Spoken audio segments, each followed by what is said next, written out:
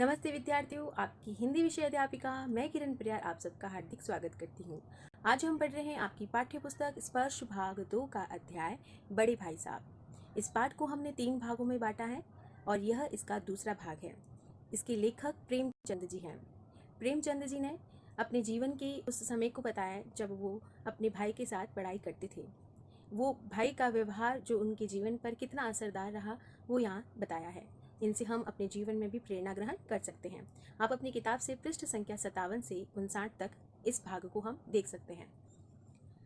इससे पहले जो भाग 1 था उसमें हमने पढ़ा कि जो बड़े भाई साहब है लेखक के, वो बहुत ही अध्ययनशील है पढ़ाई को लेकर। वो अपने बचपनों को खो देते हैं और वो पढ़ाई पर इतने कर्मठ हैं कि सब काम छोड़कर सिर्फ और सिर्फ पढ़ाई करते हैं। वो छोटे भाई यानी लेखक से 5 साल उम्र में बड़े हैं और जिस कक्षा में पढ़ते हैं 9वीं कक्षा में, और लेखक जो है वो 5वीं कक्षा में, यानी उन कक्षाओं का जो अंतर है वो 3 साल का अंतर है। क्योंकि वो पढ़ाई को एक उसकी नींव को, पढ़ाई यानी शिक्षा की नींव को मजबूत बनाना चाहते हैं। वो चाहते हैं कि भले ही इसमें समय लगे लेकिन हम उसको शुरुआत से ही पूरे अच्छे से उसको पूरा करके ही आगे बढ़ेंगे, चाहे इसके लिए हमें कितने ही साल क्यों ना खराब करना पड़े। आगे देखते हैं इसके दूसरे भाग में, जब उन दोनों का इंतजाम हो जाता है, परीक्षाएं हो जाती है। भाई साहब फेल हो गए, मैं पास हो गया, मैं यहाँ पर लेखक स्वयं को कह रहा है, और दर्जे में प्रथम आया। मेरे और उनके बीच में केवल 2 साल का अंतर रह गया। अब दूसरी बार जो परीक्षा हुई, अब ऐसे में फिर मैं पास हुआ और मेरे बड़े भाई साहब फेल हो गए। अब 3 से वो अंतर 2 साल का हो गया। जी में आया, बड़े भाई साहब को आड़े हाथों लूँ।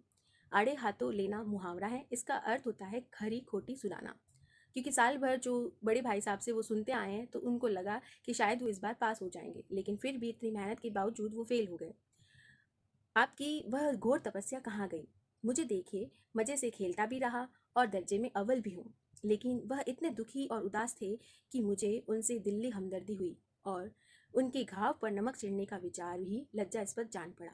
पहले एक बार उनके मन में आया कि उन्हें अच्छे से समझाए या सुनाए, लेकिन उनका इस तरह से दुखी उदास चेहरा देखकर उनको बहुत अपने पर शर्म आई कि मैंने ये विचार क्यों किया। यानी यहाँ शब्द आया है मुहावरा, घाव पर नमक छिड़कना, जिसका अर्थ होता है दुखी व्यक्ति को और परेशान करना और यंत्रणा देना। इस प्रकार से उसको ये लगा कि मेरा ये सोचा हुआ सही नहीं है। अब मुझे अपने ऊपर कुछ अभिमान हुआ, यानी पास होने का अभिमान हुआ और आत्मसम्मान भी बढ़ा। भाई साहब का वह जो रौब था वो मुझ पर अब नहीं रहा। आज़ादी से खेल कूद में शरीक और आत्मसम्मान भी बढ़ गया, यानी अब उसको फ्रीडम हो गई। परीक्षा की घड़ी चली गई तो, और ऐसे में फिर से जब बड़े भाई साहब फेल हो गए तो उसको लगा कि अब उसे कोई रोकने वाला नहीं है। इस प्रकार से वो आज़ाद अपने कार्य को कर सकता है। दिल उनका मजबूत था। अगर उन्होंने फिर मेरी फजीहत की तो साफ कह दूंगा, आपने अपना खून जलाकर कौन सा तीर मार लिया? मैं तो खेलते कूदते दर्जे में अव्वल आ गया। अब उसको मन में लगा कि इस बार फिर से ऐसा हुआ तो मैं अब की बार उनको कह दूंगा। जवाब से यह हैकड़ी जताने का साहस न होने पर भी मेरे रंग ढंग से साफ जाहिर होता था कि भाई साहब का वह आतंक मुझ पर अब नहीं रहा।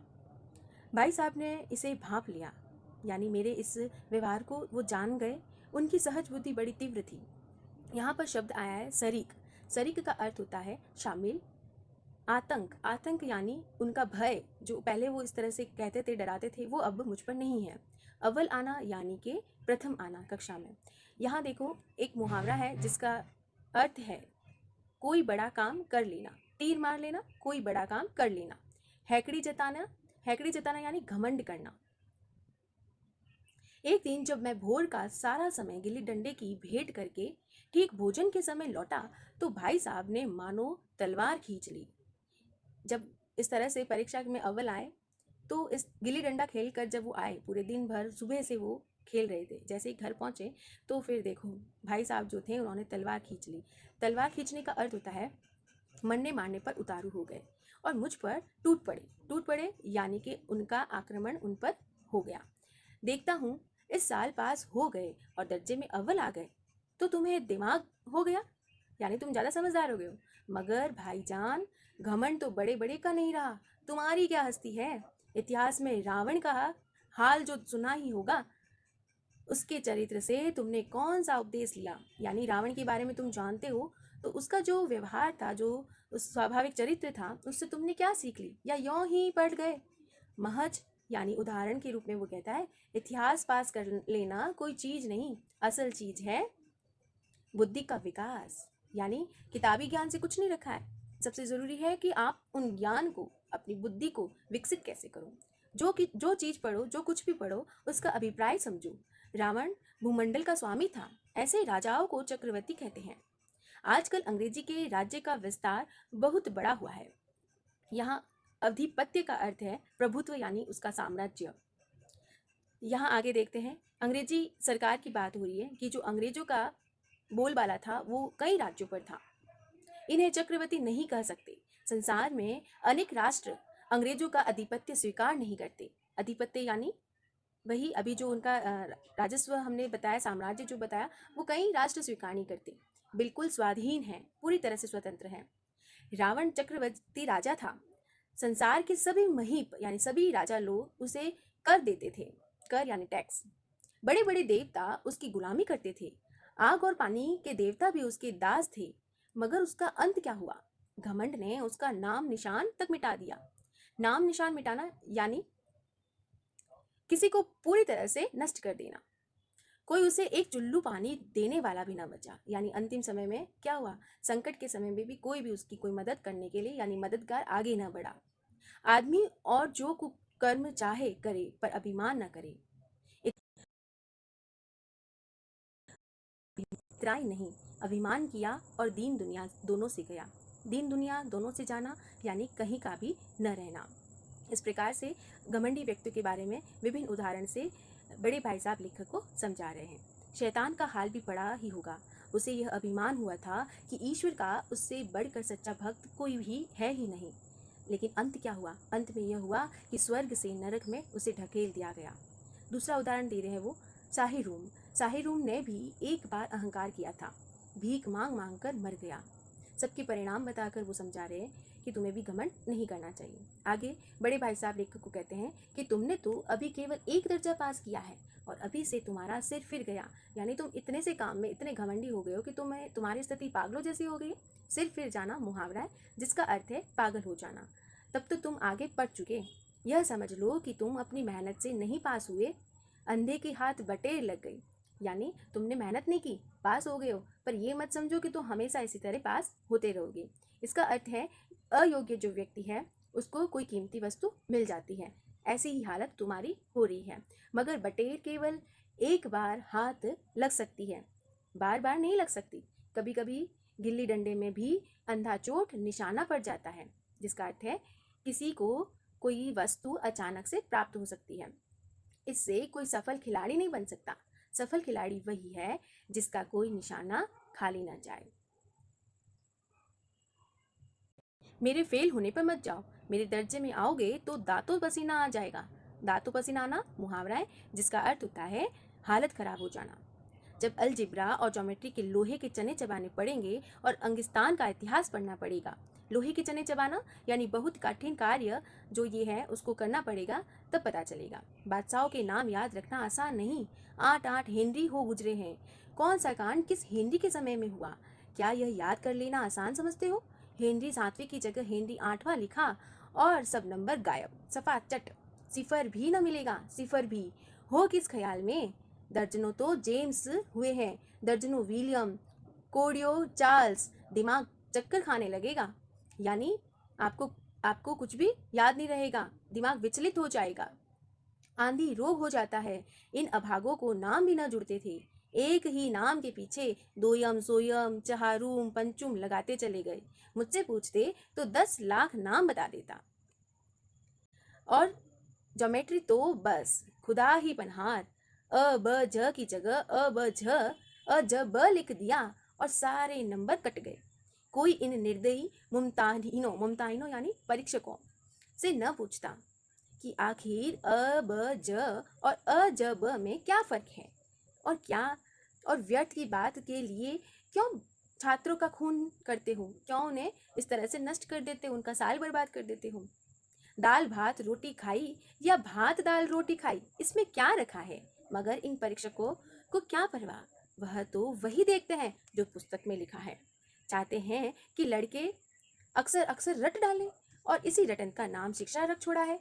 और आखिर इन बेसिर पैर की बातों के पढ़ने में फायदा क्या? इस रेखा पर इस रेखा पर, एक मिनट, हम उनका कहने का मतलब है कि जब अगर कोई रेखा है उस पर लंबा गिरा दिया, कोई लंब गिरा दिया जाए, है ना, आधार पर लंब गिरा दिया जाए तो वो दुगुना होगा। पूछिए इससे प्रयोजन क्या, यानी क्या उद्देश्य है इसके पीछे। दुगुना नहीं चौगुना हो जाए या आधा ही रहे मेरी बला से, लेकिन परीक्षा में पास होना है तो यह सब खुराफात याद करनी पड़ेगी, यानी व्यर्थ की बातें याद करनी पड़ेगी। फायदा क्या इसका, उद्देश्य क्या है। कह दिया समय की पाबंदी पर निबंध लिखो, 2-4 पन्ने से कम न होंगे। अब आप कॉपी सामने खोले, कलम हाथ में लिए, उसके नाम को रोइए, यानी ये भी भला कोई विषय हुआ जिसको 4 पन्नों तक निबंध के रूप में लिखना। ये तो ऐसा लग रहा है कि जैसे पन्ना लेकर कलम लेकर हम रो रहे हैं। कौन नहीं जानता कि समय की पाबंदी बहुत अच्छी बात है, सभी जानते हैं। अब उस पर लिखना क्या भला।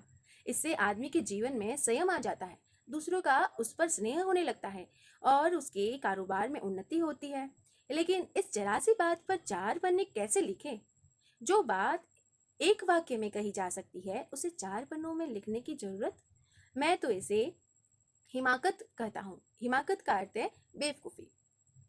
यह तो समय की किफ़ायत नहीं, किफ़ायत यानी बचत नहीं, बल्कि उसका दुरुपयोग है, अनुचित उपयोग किया जा रहा है कि व्यर्थ में किसी बात को ठूस दिया जाए। हम चाहते हैं आदमी को जो कुछ करना हो चटपट कह दे और अपनी राह चले। राह चलना यानी अपने काम को कर ले, किसी और फालतू की बातों में न रहे। मगर नहीं, आपको 4 पन्ने रंगने पड़ेंगे, यानी उस निबंध के रूप में चारों पृष्ठ पे उसको डालना है। पन्ने रंगना ये भी मुहावरा है। इसका अर्थ क्या है, व्यर्थ में लिखकर कागज खराब करना। चाहे जैसे लिखिए और 4 भी पूरे फुल स्केप आकार के। यह छात्रों पर अत्याचार नहीं तो और क्या है। अनर्थ तो यह है कि कहा जाता है संक्षेप में लिखो, यानी शॉर्ट फॉर्म में लिखो। समय की पाबंदी पर संक्षेप में एक निबंध लिखो जो 4 पन्नों से कम न हो। ठीक, संक्षेप में तो 4 पन्ने हुए, नहीं शायद 100-200 पन्ने लिखवाते। तेज भी दौड़िए और धीरे भी। है उल्टी बात, है या नहीं। बालक भी कितनी सी बात समझ सकता है, लेकिन इस अध्यापकों को इतनी तमीज भी नहीं है। उस पर दावा है कि हम अध्यापक हैं। मेरे दर्जे में आओगे लल्ला तो ये सारे पापड़ बेलने पड़ेंगे और तब आटे दाल का भाव मालूम होगा। यहाँ देखो, ये भी मुहावरा है। इसका अर्थ क्या है। इसका अर्थ होता है कि बहुत परिश्रम आपको करना पड़ेगा, कई पापड़ बेलने पड़ेंगे। आटे दाल का भाव मालूम होना यानी परिस्थिति का, जो परिस्थिति आई है उसकी कड़वाहट को समझना, यानी उसकी कटुता का ज्ञान होना। आगे लिखा है, बड़े भाई साहब का कहना है कि छोटे भाई यानी लेखक भले ही इस दर्जे में अव्वल आ गए हो तो जमीन पर पाँव नहीं रखते। इस तरह से वो समझा रहे हैं कि तुम्हें बहुत घमंड आ गया है, तुम जमीन पर तुम्हारे पाँव ही नहीं टिक पा रहे। इसलिए मेरा कहना मानिए, लाख फेल हो गया हूँ, यानी मैं भले कितना ही फेल हो गया हूँ लेकिन तुमसे बड़ा हूँ। संसार का मुझे तुमसे कहीं ज़्यादा अनुभव है। जो कुछ कहता हूँ उसे निरह बांधिए। निरह बांधने का मतलब कि सदा याद रखिए, स्मरण रखिए, नहीं तो पछताएगा। इस प्रकार से बड़े लोग अपनी बात को अपने छोटों पर कह देते हैं, अपने अनुभव को समझाने का प्रयास करते हैं। स्कूल का समय निकट था। नहीं, ईश्वर जाने यह उपदेश माला कब समाप्त होगी। भोजन आज मुझे निस्वाद सा लग रहा था। निस्वाद का अर्थ होता है बिना स्वाद का लग रहा था, क्योंकि इतना सब कुछ सुनने के बाद फिर कहीं मन नहीं लगता, उदास सा हो जाता है। जब पास होने पर यह तिरस्कार हो रहा है, इस तरह से उसको सुनने को मिल रहा है, तो फेल हो जाने पर तो शायद प्राण ही ले लिए जाएंगे। अब ये समझना किसका है, लेखक का। प्राण ले लेना यानी जान से मार देना। भाई साहब ने अपने दर्जे की पढ़ाई का जो भयंकर चित्र खींचा था उसने मुझे भयभीत कर दिया। स्कूल छोड़कर घर नहीं भागा, इतना डर गया था कि मैं भागा नहीं। यही ताज्जुब है कि इसी बात पर मुझे आश्चर्य है कि मैं बस स्कूल छोड़कर घर नहीं गया। लेकिन इतने तिरस्कार पर भी पुस्तकों में मेरी अरुचि ज्यों की त्यों बनी रही। इतना कुछ हुआ फिर भी मेरा पुस्तकों में इंटरेस्ट नहीं रहा। खेल कूद का कोई अवसर हाथ से न जाने देता, पढ़ाई भी मगर बहुत कम। बस इतना कि रोज टास्क पूरा हो जाए और दर्जे में जलील न होना पड़े, बस इतना पढ़ लेता था। जलील यानी अपमानित न होना पड़े। अपने ऊपर जो विश्वास पैदा हुआ था वह फिर लुप्त हो गया, यानी वो गायब हो गया और फिर चोरों का सा जीवन कटने लगा। इसी प्रकार से अपने भाई से छुप छुप कर खेलने जाना, पढ़ाई नहीं करना, एक प्रकार का चोरों सा जीवन है। तो हमने अभी पढ़ा भाग 2। इसकी आगे का शेष अंतिम अंश हम भाग 3 में पढ़ेंगे। उम्मीद है बच्चों अभी तक का पाठ आपको सही से समझ में आया है और इसके मुहावरे आप पेंसिल से अपनी किताब में नोट कर लें। फिर मिलते हैं हम इसके अगले भाग में। तब तक खुश रहे, स्वस्थ रहे, मस्त रहे। धन्यवाद।